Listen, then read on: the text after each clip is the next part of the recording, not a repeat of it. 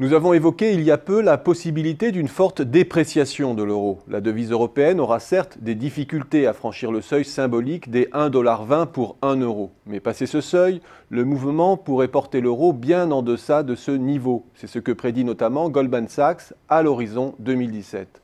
Une projection de 1 pour 1 qui nous paraît crédible.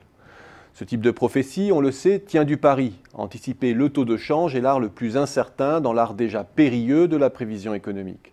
Je voudrais ici m'attarder sur les conséquences des précédentes dépréciations majeures de l'euro ou du panier des monnaies qui le composaient avant 2000. On en compte deux depuis 40 ans. La première a eu lieu entre le début de 1979 et le début de 1985. La seconde entre la fin de 1995 et le début des années 2000. Quelles conséquences pouvons-nous en tirer ? Que l'Europe est entrée dans son troisième grand épisode d'enlisement aggravé par un désajustement du change et que la sortie est toujours précédée d'une forte correction des parités. Le premier épisode de baisse de l'euro est lié à une volonté de la Fed de casser l'inflation aux États-Unis sous l'égide de Paul Volcker. Ce dernier porte le taux d'intérêt directeur des États-Unis de 11 en 1979 à 20% en juin 1981. L'épisode prendra fin avec les accords du Plaza. L'inflation sera vaincue au prix d'une lourde récession et les États-Unis connaissent alors une longue phase de reprise sur fond de détente des taux d'intérêt qui accompagnera le reflux du dollar. Mais la résolution de la crise par les États-Unis aura de lourds effets collatéraux pour l'Europe qui subira le triple choc de la hausse du pétrole, de celui des taux d'intérêt et de celui du dollar.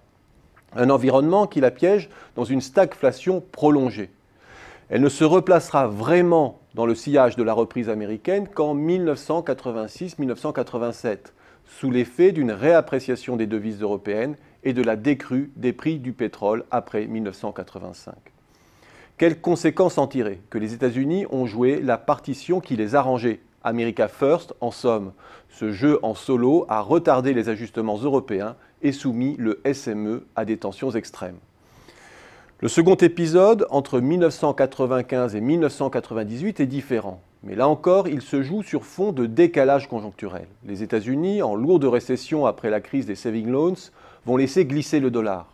La réunification allemande, au même moment, maintient les taux d'intérêt européens en tension, favorisant la surévaluation de l'euro. Et l'Europe ne parvient pas à se mettre en remorque de la reprise américaine. Le chemin vers l'obtention des critères de Maastricht en est compliqué d'autant. Face à l'impossibilité européenne de s'extraire du piège de la croissance molle, c'est la spéculation des marchés qui va faire sauter le carcan des changes surévalués et des velléités d'arrimage prématuré au Deutschmark. À nouveau, l'Europe prendra avec retard le sillage de la reprise américaine.